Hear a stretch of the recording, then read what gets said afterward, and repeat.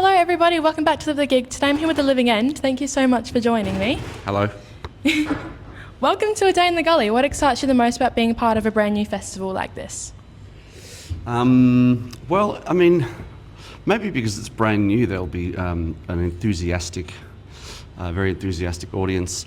We're just happy to be on festivals, and it's a nice sort of diverse lineup, and every gig's a good gig at the moment. You know, I still feel like we're sort of coming out of like COVID and all that, so it's like we're starting to get busy now on the back of this kind of current record, and it's great. We're all like every weekend we're doing different things, so we haven't done a festival over here for a while, so we're pumped. Yeah, I'm glad you guys are excited. Being in the Moshpit for one of your shows, and it was so much fun. What's the weirdest thing you've seen on stage that no one would believe? I can't tell you.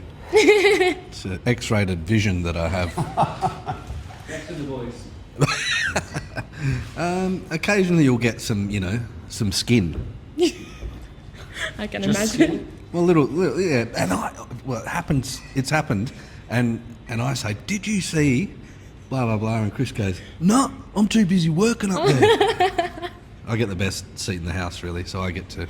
You get the only seat now. Well, that's true. That. That's true. You guys have been together for over 30 years. What? I know. A lot of us younger generation grew up on our parents' music. I remember The Living End blasting in the car on the way to school every morning. Have you noticed you were attracting a younger crowd? Like, have you gone full circle? Yes, we have. I'm starting to notice that there's people who are our age who have kids who are our kids' age, which is kind of like, teenagers, young adults. Yeah. And they're starting to turn up in the front of the gigs because, as you say, they've grown up on our music, and it's great that they still come and see us and they don't just think, no, that's just my parents' daggy music. Yeah. I'm not interested in that. Yeah, I'm for glad. themselves, It's yeah. great that they've taken it upon themselves to keep digging it. Yeah, It's definitely. wonderful. Like it's the best thing for us, like to have a new generation of fans coming through is more than we could ever ask for. Of course, yeah. It's great. Yeah. Oh, I'm glad. They're at the front of the gigs on top of their parents. Their parents, a lot of these parents Bonding. wear their children as like hats. I'm like that with my mum, don't worry. Scott, standing on your double bass is always a crowd favourite. Has there ever been an occasion where things haven't gone to plan? Yes, there's been a couple. There was one when we were playing in a record store in Melbourne doing an in-store appearance. Oh, okay. Appearance. Because there used to be these things called record stores once upon a time. Yeah. And there was a trestle table in front of the stage, and Yeah. I thought that I could stand on my bass on top of the trestle table. Yeah, I don't know what came over me, and it didn't work, and the trestle table fell, The trestle and I went table. down. But I don't think I missed a note. It was Really? the trestle table's fault. It wasn't mine. Oh, It was yeah. clearly wasn't set up properly. Yeah. One of the first gigs that we ever did, Chris went to stand up on my bass and fell off it and kicked the bridge out of it so that the bass was unplayable. I honestly thought that we were never, ever, ever going to be able to bare our faces on stage ever again after that one. I'm glad we bounced back from Yeah. that trauma, but yeah, it was a pretty devastating moment. You said fair our bases. I wish I did. Yeah. We couldn't fair our bases ever again. I love it. Did it kill your pride more than your body? Yes. Yeah. The problem was, it was like our second ever gig, and all of our friends from high school, or the ones that had fake ID, could get into this little club, and we thought we were just killing it on stage. And it's like, yeah, you haven't seen nothing yet. Watch this. And I went to get up on the bass and slipped, and down I went, down Scott went, the bass went down, the strings went one way, his face went the other. and then we just the music just stopped, and we kind of looked up. And all our friends are like there, they were thinking, what were you trying to do? They didn't realise I was trying to get up on the bass. It was like a trick that we did. Oh, They were just that's like, funny. why were you trying to climb on him? Well, at least you came back from it. That's good. Hopefully no more falls. You're an Adelaide boy. Do you feel a special connection to the crowd when you play here? Yes. Yeah. Yes. Hometown. No, I do. I've actually got a few mates today that I went to primary school with. Oh, So that's nice. they'll be out there. New Zimmer frames. with their Zimmer frames, and their children. Oh, there you go. One of them, I used to play cricket and football and stuff, and he's got, I think, 2 kids coming today. Oh, so wow. that's pretty That's cool. Yeah, but yes, I do, and I'll stick around tomorrow and go and see my dad, and Yeah, you know, awesome. it's always nice to visit. Do you come here often? Only when we've got gigs, Oh, okay, fair enough. and the odd Christmas visit. I wonder But, if any of your school teachers will be here. I'd like to. That's a good point. Yeah, I'd like to. I wonder what they'd think now. That'll show them. He's done all right. He's done all right. He was He's shit. done At, okay. He was shit at school. Terrible at science, maths. a little- Such Pathetic. a little turd, but look at him, he's turned out all right. Yeah, he's a big turd. Yeah. Your most recent album, Only Trust Rock and Roll, is incredible. You guys should be really proud. Can you tell us more about the creative process? Well, we had the whole record sort of in the bag 3 years prior. Really? And that's when I think it was about 3. I'm just throwing numbers out. But You're fine. it was about COVID time, and Okay. we were in a studio.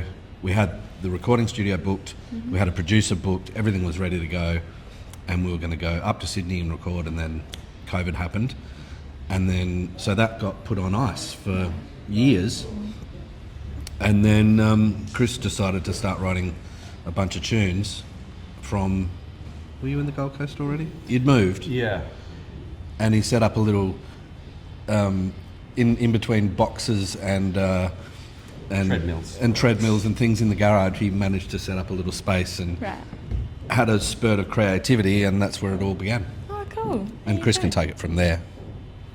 There's not much more to add, really. I think we rethought the kind of record we wanted to make, and we simplified everything and kind of went back to basics, kind of tried to re-harness and sort of reawaken the initial spirit of the band, which was really important. So yeah, that's why it had to be called I Only Trust Rock and Roll, because it's probably the most simple, direct rock and roll style record that we've made in quite a few years. I love the album title. How has the response been from the audience? Amazing. Amazing. It got so well received. I think a lot of people just went, when they heard it, they went, that's what we want from you guys. Yeah. That's the record that, why haven't you made that record the last 5 albums or something? And, the answer is because we just didn't want to. We wanted to try different things and evolve Step and out be the comfort zone. experimental like every band does until they disappear up where the sun doesn't shine. So I think it's really important if you can do it, if you can sort of plug back into that initial essence of what the band was when it started. And it's not, I think some bands try to do it, but they don't always sort of pull it off. And I Yeah. feel like we managed to tap into an energy and a batch of songs that kind of, it did work, and people have reacted amazingly to it. So I'm stoked that we made this record, because we might have gone another 5 or 6 years and still not made it, So I feel like it's been a bit of a rebirth. Are you glad you made it recently? Does it feel like the right time? It does feel like the right time. Yeah. I mean, in 2003 we did this tour with Jet and the Vines through the States, and that was when it was like the Strokes and Jet and the Vines and the White Stripes, and there was this new rock thing. It would have been great to have made this kind of record then, because I think it would have worked, but we were on a sort of different path. But I feel like this record it had to be made at some point by us. So. But I think now's as good a time as any. I feel like there's been a bit of a full circle thing happen since then.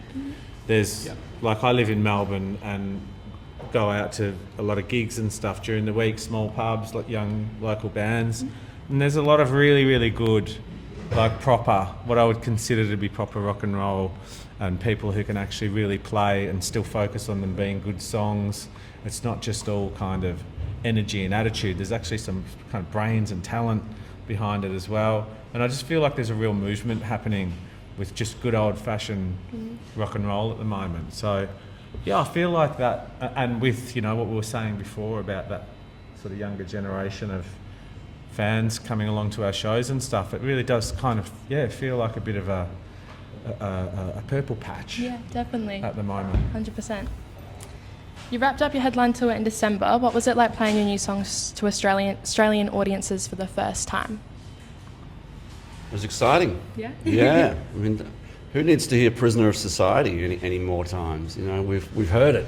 we've done it. So particularly our fans were really excited to get new material after 7 years, was it, I think? So those shows they were great.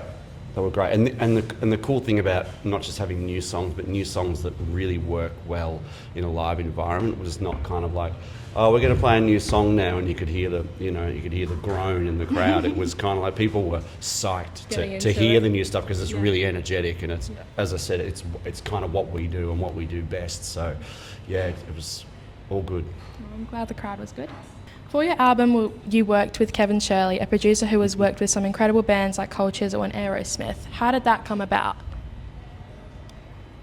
With Jimmy, really, wasn't it? Through Jimmy Barnes. We recorded something for for Jimmy's Double Happiness album. He was choosing covers, and then he would get other bands to play, and he would sing. And we worked with Kevin up in Jimmy's studio in Sydney. We flew in, and before we realised we were just tuning and getting the ideas of the song, the arrangement, and he goes, "Right, we've got it." So he works incredibly fast, and he's just got so much energy. He's a very one in a million kind of dude. Yeah, definitely.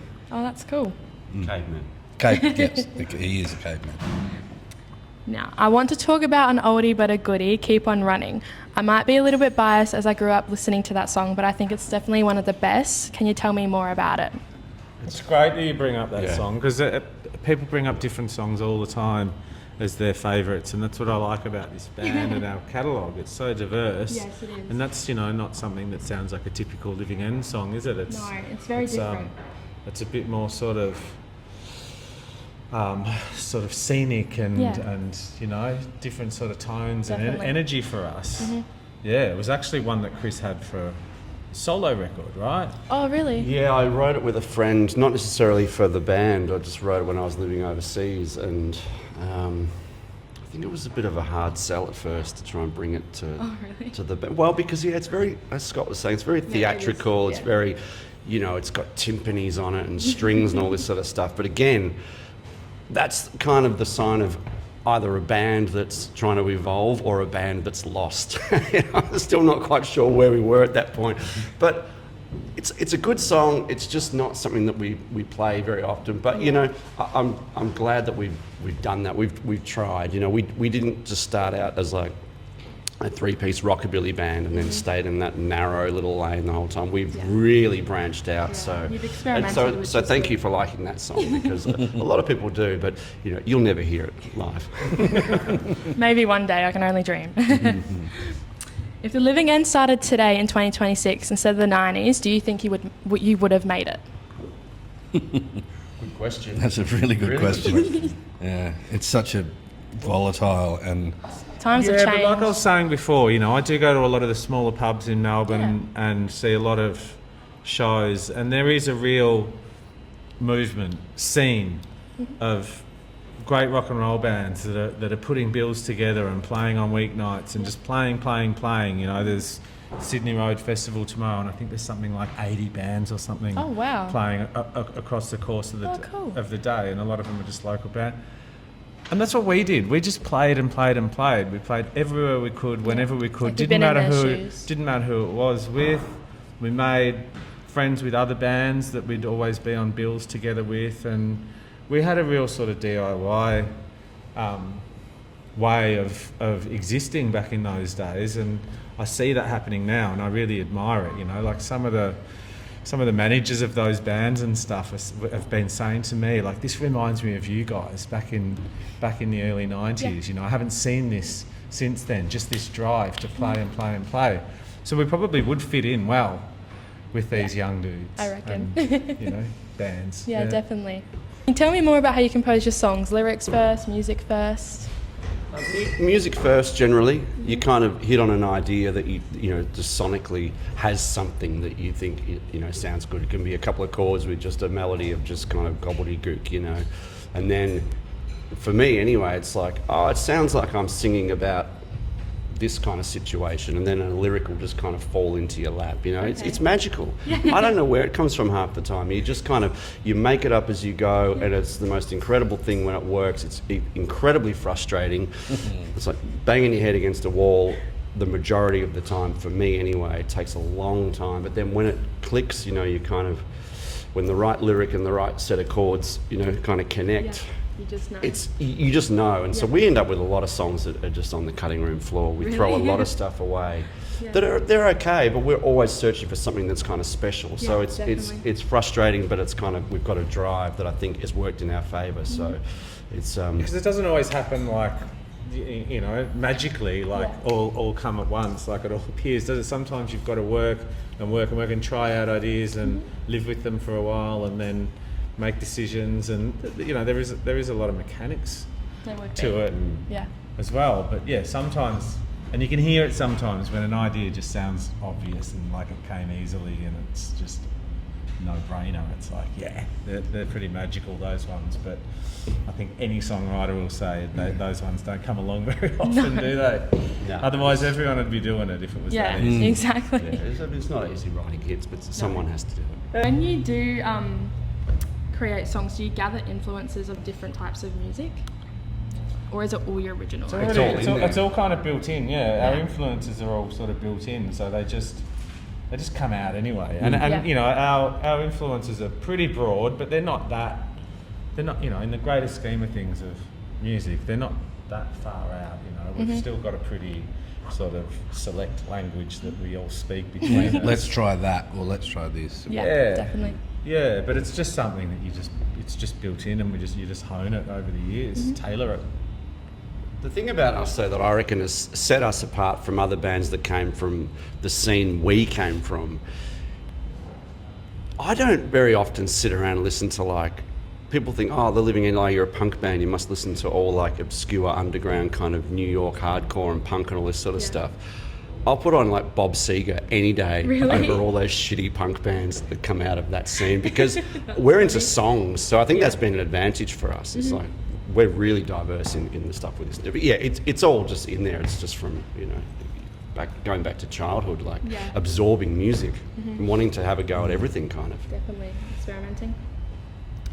Some bands mellow out over time, but this record still feels fierce. Where did that fire come from after all these years? I think we still approach every gig the way we've always done it, right? Yeah. So it's like Woody. That's our front of house guy, Woody. Yeah, good. He's trying to be quiet. Well done. We still go to every gig. We still get nervous, and we still go out there like a footy game. You know, it's like we don't want to. We just want to make that show better than the last one.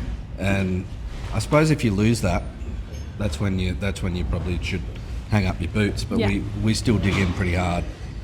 And it shows. It comes from what you're asking about influences as well. Like I'd much rather watch bands like like live bands like The Clash or Midnight Oil, or bands that are just ferocious live. You know, they're always just on the edge of the train coming off the tracks. And that's the sweet spot, and I guess that's just how we are as a result of that.